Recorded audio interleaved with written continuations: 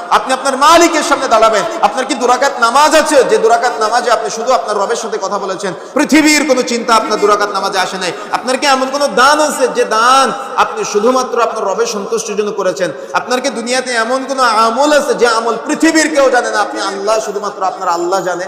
আলহামদুলিল্লাহ, একজন ব্যক্তি এই মুহূর্তে, আপনি এখানে বসে আছেন, কিন্তু এই মুহূর্তে একজন ব্যক্তি চায়ের দোকানে বসে সিনেমা দেখতেছে। বলেন তো, আপনাকে যে আল্লাহ রাব্বুল আলামিন ভালোবেসে এখানে আসার তৌফিক দান করেছেন, আপনি কি আল্লাহকে রব হিসেবে সেই ভালোবাসাটা ফেরত দেওয়ার ট্রাই করেছেন, চেষ্টা করেছেন কখনো? একজন ব্যক্তি তার মাথা থেকে পা পর্যন্ত পুরাটাই সুদের লেনদেন দ্বারা ভর্তি, তার মানে পুরাটাই সুদের টাকা, পুরাটাই ঘুষের টাকা, পুরাটাই টেন্ডারবাজির টাকা। কিন্তু আপনি একটা লুঙ্গি, একটা শার্ট বা একটা গেঞ্জি পরে আছেন যেটা পিওর হালাল টাকা, সবজি বিক্রয় করা টাকা, বা দেখা যাচ্ছে আপনি নৌকা চালানো টাকা, বা দেখা যাচ্ছে আপনার অনেক পরিশ্রমের ভ্যান চালানো টাকা, রিক্সা চালানো টাকা। বলেন তো, আপনার মধ্যে তার মধ্যে পার্থক্য আছে কিনা? কি পার্থক্য আছে না? অবশ্যই পার্থক্য আছে।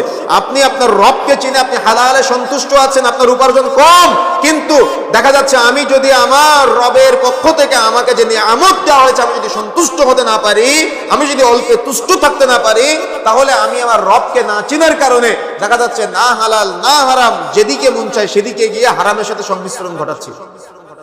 তাহলে শুরুতেই আমাকে আপনাকে রব হিসেবে, তার মানে আল্লাহ রাব্বুল আলামিন যে আপনার রব, আল্লাহ রাব্বুল আলামিন যে আপনার স্রষ্টা, আপনি যে তার সৃষ্টি, আপনি যে কোথায় ছিলেন, এখন কোথায় আছেন আর কোথায় চলে যেতে হবে, এই পুরা জীবন জিন্দেগির এই ম্যাপটা, আমাদের দুনিয়ার অনেক স্বপ্ন থাকে না যে আমরা ওই গন্তব্যে পৌঁছাবো, অমুক জায়গায় 500 বিঘা জমি কিনবো, অমুক জায়গায় 50 তলা বিল্ডিং করব, কিন্তু আমার আপনার রব হিসেবে যদি আমি আপনি আল্লাহকে স্বীকৃতি দিতে পারি, বা ইলাহ হিসেবে স্বীকৃতি দিতে পারি, বা মালিক হিসেবে স্বীকৃতি দিতে পারি, তাহলে আমার আপনার গন্তব্য যেটাই হোক না কেন, দুনিয়াবি গন্তব্য, আমার আপনার শেষ গন্তব্য নির্ধারণ করা সম্ভব হবে যে আমার রবের কাছে আমাকে চলে যেতে হবে।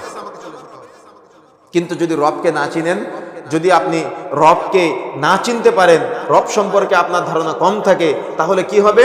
দুনিয়াতে যাই একটু অর্ধেক নামাজ কালাম পড়বেন, কিন্তু ওই নামাজটা হবে পীরের জন্য, ওই নামাজটা হবে ব্যক্তির জন্য।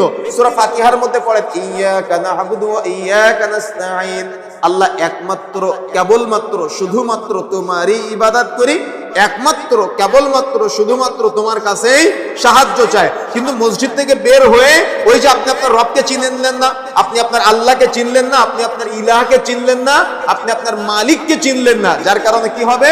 মসজিদ থেকে বের হয়েই আপনি কবরের কাছে গিয়ে বলবেন, বাবা তোমার মাধ্যমে জান্নাত চাই।